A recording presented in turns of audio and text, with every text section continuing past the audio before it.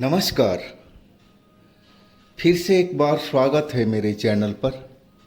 मैं हूँ राज। आप देख रहे हैं हाईवे 33। दोस्तों, आज की जो कहानी है ये उत्तराखंड से आई है।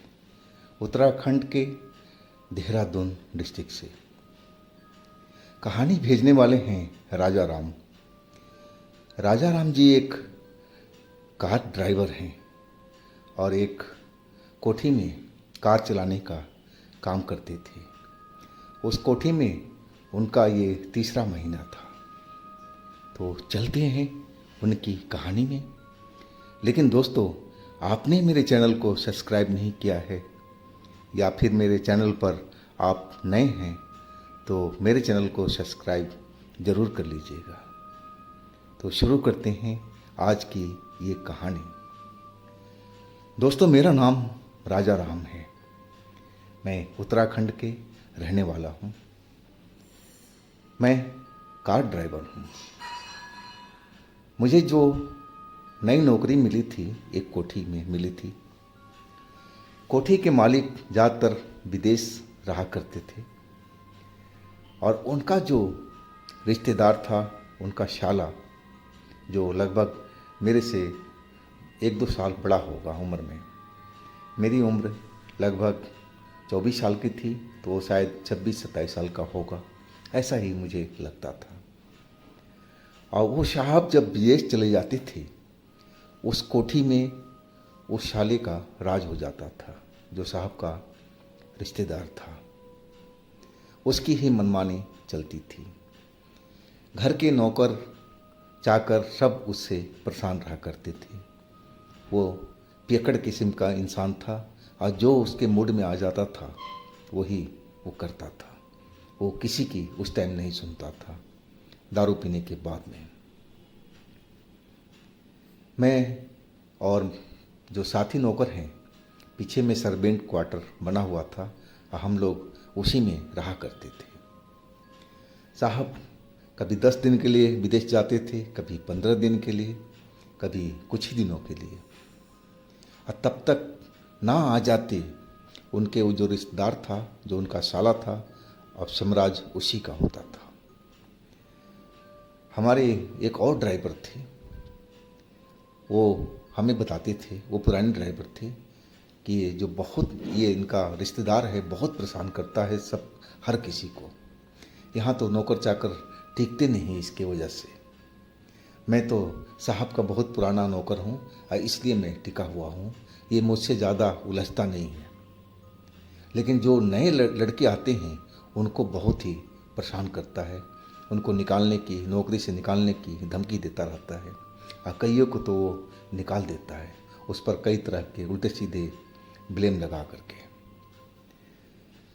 उस पुराने ड्राइवर की बात सुन करके मैं सोचने लगा कि अब मैं यहाँ तो रुक ही नहीं पाऊँगा, नहीं कि मुझसे तो ऐसे बर्दाश्त होगा नहीं अगर मेरे साथ में वो बदतमीजी करेगा। तो मैं सोचने लगा था कि कल से ही किसी और नौकरी की तलाश में लग जाऊँगा।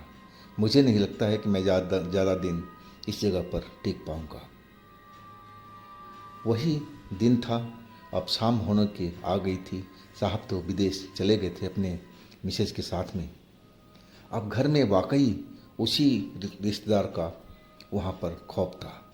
हर नौकर चाकर डरे हुए से लग रहे थे। शाम हुई तब तक तो वो अपने मौसम में आ चुका था। नौकरों को बुला करके डांटना, कोई सामान का ऑर्डर देना, बोले जल्दी से लेके आओ, और इस तरह का काम वो करवा रहा था। मैं अपने कमरे में उसी ड्राइवर के साथ में बैठ कर के बातचीत कर रहा था और इसी विषय पर बातचीत हो रही थी। खाना तो हमने खा लिया था, आप बिस्तर पर आराम कर रहे थे। वो ड्राइवर कुछ और बातें यहाँ की बता रहा था, मैं उसी बात को सुन रहा था। अब रात के करीब 10 बज चुके थे। अब तो उस रिश्तेदार को सो जाना चाहिए था, लेकिन तभी एक नौकर आया और मेरा नाम लेकर के बुलाने लगा, राजा राम, राजा राम। साहब, छोटे साहब बुला रहे हैं। चलो जल्दी से। मैंने उन ड्राइवर को आंखों में देखा, वो मेरी तरफ देखे और फिर कहने लगे कि राजा राम, लग रहा है इसको कोई सनक सवार हो गई है। अब तुम्हें ये रात भर रोड पर घुमाएगा और तुम्हें परेशान करेगा। इसको कुछ और चस्का लग चुका है और वो मैं जानता हूँ क्या है। अब तुम थोड़ा सावधानी से रोड पर चलना, इसके कहे अनुसार तो जाना मत और अपने हिसाब से ही चलना, नहीं तो ये आगे पीछे नहीं देखता कि रोड कहाँ जा रही है, किधर जा रही है, कच्चा रास्ता है, पक्का रास्ता है। ये बहुत ही मूडी इंसान है। अब तुम संभल कर के गाड़ी को चलाना। अब उस ड्राइवर की बात सुन कर के मैं थोड़ा सा सहम सा गया था कि आखिर ये रात भर कहाँ जाएगा, है कि वो ड्राइवर ने खुल कर के तो बातें की ही नहीं थी। तो आखिर क्या था इस बात का राज। अब चलो, अब नौकरी में हैं तो जाना ही पड़ेगा। अब मैं पहुंच गया था। जैसे ही मैं पोर्च में पहुंचा, गाड़ी तो वहीं लगी हुई थी और वो जो साहब था, जो साहब का रिश्तेदार था, वो फुल नशे में था। मुझे देखते ही कहने लगा, तुम नए ड्राइवर हो ना? मैंने बोला, हाँ साहब, मैं नया ड्राइवर हूँ। क्या नाम है तुम्हारा? नहीं कि राजा राम। चलो राजा राम। और गाड़ी में बैठ गया। मैं अपनी सीट पर आ चुका था तो गाड़ी स्टार्ट कर दी और बंगले से गाड़ी निकाल चुका था। अब वहाँ से उस बंगले से दो साइड का रोड जा रहा था, लेफ्ट में भी राइट में भी। मैं पूछने लगा, साहब किधर चलना है, लेफ्ट चलूँ या राइट चलूँ? वो गुस्से से मेरी तरफ देखने लगे। क्या तुम्हें किसी नौकर ने नहीं बताया कि मैं इस वक्त कहाँ जाता हूँ? मैंने कहा, नहीं साहब, मैं तो नया हूँ और मुझे 3 ही महीना हुआ यहाँ पर काम करते हुए। कहने लगा, राइट चलो और तेज़ गाड़ी चलाओ, ऐसे कम स्पीड में क्या बैलगाड़ी चला रहे हो? वो डांटते हुए मुझे कहने लगे। मैं समझ गया कि आज मेरी सामत आ चुकी है और इसके साथ अब रात हमें बिताना ही पड़ेगा। जिधर जिधर वो इंसान बोल रहा था, उधर उधर मैं अपनी गाड़ी को चलाए जा रहा था। कई जगह वो किसी पान के खोखे पर गाड़ी रुकवा देता और फिर कहता कि जाके पान लेके आओ, सिगरेट लेके आओ। और दारू की बोतल उसकी गाड़ी में पड़ी हुई थी और रुक रुक करके वो पैक बना करके अब पीता। अब रात के करीब 12:30 से ऊपर का टाइम हो चुका था। अब पूरा वो रोड पर जिधर मर्जी बोल देता, चलो सीधा चलो, कभी बाएं चलो, कभी दाएं चलो। मन मर्जी की बात थी। वो पता नहीं क्या ढूंढ रहा था जो मुझे समझ में नहीं आ रहा था। एक जगह पर वो गाड़ी को रुकवाया। वहाँ पर एक पान और चाय की दुकान थी जो अभी भी खुली हुई थी। और इस बार में वो मुझे नहीं बोला, वो खुद गाड़ी से उतर गया। मैं उसकी चाल देख करके डर सा गया था कि इतनी नशे में होकर के ये कहीं रोड पर गिर न जाए और कोई गाड़ी वाला इसको उड़ा न दे। मैं जल्दी से गाड़ी से उतरा और तब तक उसके पास पहुंचता वो मुझे देख करके डांटने लगा, तुमको किसने बोला है? तुम अपनी गाड़ी में जा करके बैठो, अब मैं जो बोलता हूँ वही बात सुना करो। मैं उसकी डांट सुन करके वापस अपनी गाड़ी के ड्राइविंग सीट पर आ चुका था। और वो चाय और जो वो दुकान थी सिगरेट पान बीड़ी की, वहाँ पर पहुँच गया था। मैं देखा एक वहाँ पर बुजुर्ग बैठा हुआ है और उस बुजुर्ग से वो बातें करने लगा था। बातें कुछ लंबी होती जा रही थी।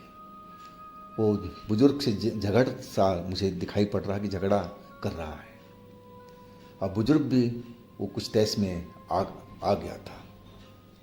लेकिन मुझे क्या, मैं तो अपनी गाड़ी में बैठा हुआ था। और तभी वो गुस्से से कार की तरफ लौटा और सीधा गेट खोला और वहाँ पर अपना एक बटुआ रखा हुआ था और उसमें से कुछ पैसे निकाले और फिर वापस उसी दुकान पर जा पहुँचा। और उस दुकानदार को, जो बूढ़े दुकानदार था, उसको जा कर के वो रुपए थमा दिए। अब दुकानदार जो था अब कुछ शांत सा दिख रहा था, वो पैसे गिन रहा था। अब फिर इशारा किया कि तुम जा सकते हो। अब क्या बात थी, ये बात मुझे भी समझ में नहीं आ रही थी। अब वो गाड़ी में आकर के बैठ गया और बोला कि देखो, अब आगे से एक राइट साइड का कट आएगा, पतली सड़क है और थोड़ा चलने में दिक्कत होगा गाड़ी को, लेकिन उससे निकाल लेना। हम लोग एक जगह पर जा रहे हैं और तुम वहाँ वेट करना। मैं इसका लीला समझ नहीं पा रहा था कि रात भर क्या ये घूमते ही रहेगा। नई नई जगह जा रहा था, मुझे कुछ मालूम नहीं हो रहा था कि ये क्या कर रहा है, नहीं कर रहा है। हाँ, पान बीड़ी सिगरेट की तो बात मैं समझ रहा था, लेकिन इस बूढ़े के पास में जाकर के पैसे दे करके अब फिर बोल रहा है कि आगे से राइट ले लेना और फिर कच्ची सड़क पर चलना। जैसा वो कह रहा था मैं तो कर रहा था। आगे जाकर के मैं कच्ची सड़क पर गाड़ी उतार लिया था। वाकई सड़क कच्ची थी, खराब तो थी ही। बड़ी होशियारी से मैं गाड़ी ड्राइव करता हुआ आगे ले गया। जब आगे ले गया तो मुझे दूर एक रोशनी सी जलती हुई दिखाई दी। शायद वो कोई झोपड़ी था या कोई खेत में बना हुआ कोई घर था। अब अंधेरी रात थी तो मुझे साफ साफ दिखाई नहीं पड़ रहा था।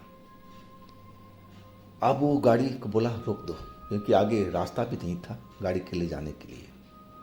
अब बोला गाड़ी मोड़ करके यहीं पर लगा लो, अब मैं जा रहा हूँ, अब आऊँगा तब तुम यहाँ से चलना। अब मेरी हिम्मत कहाँ थी कि मैं उससे पूछ पाऊँ कि आखिर वो इस सुनसान जगह पर कहाँ जा रहा है। मुझे पूछने की हिम्मत बिल्कुल नहीं थी, ना मैं पूछना चाहता था कि वो बदतमीज इंसान था, कुछ उल्टा सीधा बोल सकता था। और वो गाड़ी से झूमते हुए उतरा और हाथ में बोतल लिए हुए और चल पड़ा सीधा जिधर रोशनी चल रही थी। अभी वो कुछ ही दूर पहुंचा था और अचानक वो बहुत जोर से चिल्लाया, लगा जैसे उसको कोई गला काट रहा हो। अब मेरी नज़र पड़ी तो मैं भी एकदम चौंक पड़ा। देखता क्या हूँ कि एक औरत उसको पकड़ रखी है और उसको पता नहीं क्या कर रही है, उसको गला काट रही है या कोई हमला कर रही है।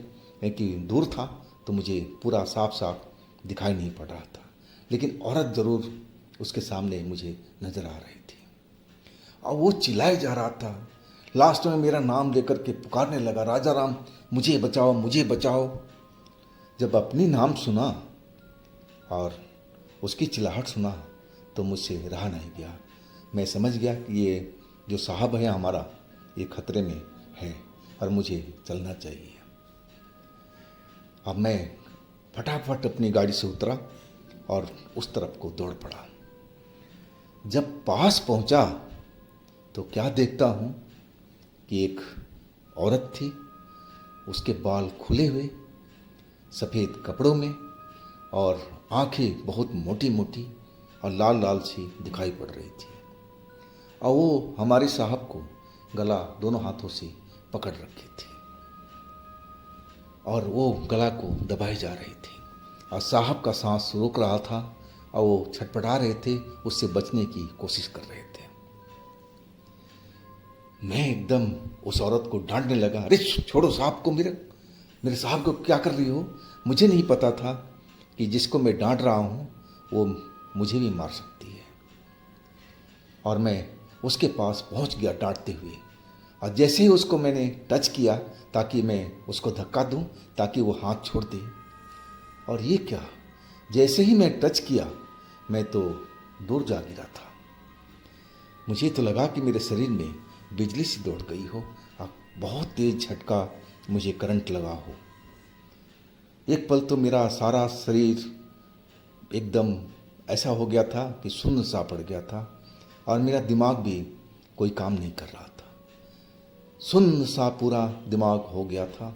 मैं जहाँ गिरा था वहीं पर पड़ा रहा। वो साहब का चिल्लाना अभी भी जारी था और चिल्लाए जा रहे थे। वो जोर जोर से जितनी शक्ति थी उनकी आवाज़ निकल रही थी और वो औरत हंसने लगी थी।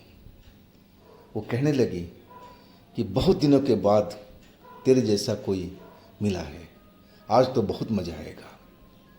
तेरा तो खून मैं आखिरी बूंद तक पी जाऊंगी, तभी मुझे चैन पड़ेगा। और वो साहब अभी भी चिल्लाए जा रहे थे। मैं अभी भी वैसे बेसुध ज़मीन पर पड़ा हुआ था और तभी पीछे से वो जो दुकान वाले थे, जो बुजुर्ग जिनको साहब ने पैसे दिए थे और उनसे जिनसे झगड़ा भी हुआ था, वो अपने हाथ में एक लठ लिए हुए दौड़ते हुए आ रहा था।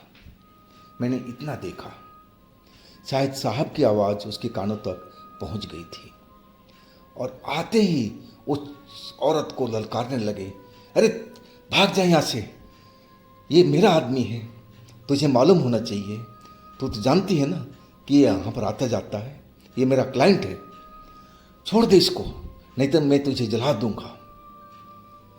और वो डंडे से उस औरत को धक्का दे दिया। मैं सब लेटे लेटे देख रहा हूँ, लेकिन मेरे उठने की शक्ति नहीं था, ना बोलने की शक्ति था कि मैं उठ करके खड़ा हो जाऊँ। बस चुपचाप पड़ा हुआ और मैं सब कुछ देख रहा था। और जैसे ही डंडा उस बुजुर्ग ने उस औरत के टच किया और वो औरत उस हमारे साहब को छोड़ दिया था। और छोड़ते ही वो औरत तो एकदम भयानक रूप ले लिया था। अब तो वो औरत लग ही नहीं रही थी जैसे वो सामान्य औरत पहले तरह की लग रही थी। अब तो किसी राक्षस की तरह, राक्षसनी की तरह हो गई थी। उसके लंबे लंबे दांत, काले काले चेहरा, एकदम अजीब सा डरावना शक्ल उसका हो गया था। और वो उस बुजुर्ग पर चिल्लाने लगी, तू मेरे शिकार को तू लेके जा नहीं सकता है, ये मेरा शिकार है, आज मैं इसको खाऊंगी, इसका खून पीऊंगी, तू मुझे रोक नहीं पाएगा, तू मेरे सामने से हट जा। और वो गुस्से में इधर से उधर घूम रही थी अपनी जगह पर और चक्कर भी लगा रही थी। और वो बुजुर्ग फिर उसको ललकारने लगा कि तू मेरी बात मान ले और तू यहाँ से भाग जा और इस रास्ते पर तू कभी नज़र मत आया कर, नहीं तो इस बार मैं तुझे वाकई जला के रख दूंगा।